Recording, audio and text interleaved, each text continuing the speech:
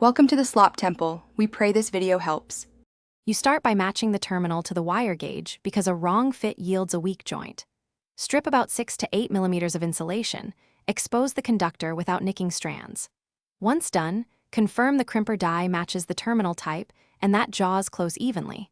Make sure the crimper is clean and undamaged. This prevents skewed crimps.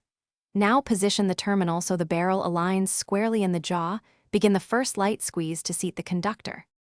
You seat the stripped conductor fully into the terminal barrel so strands sit under the crimp zone. Any stray strands must be trimmed. Start with a progressive squeeze if using a ratchet crimper, pre-crimp to form the barrel, then complete the full crimp to lock metal around strands. Make sure the insulation support contacts the wire jacket to relieve strain. Once crimped, inspect for consistent metal flow and no gaps. A uniform mushroomed profile shows a proper cold. You finish by removing any stray strands and visually checking the barrel profile. It should be compact and symmetrical. Then perform a gentle pull test and verify continuity with a multimeter to confirm low resistance. Apply appropriately sized heat shrink over the joint for insulation and strain relief. Heat evenly.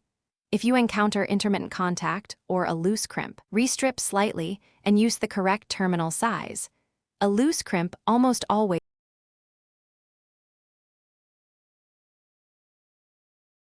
Thanks for watching. Consider subscribing if we helped you.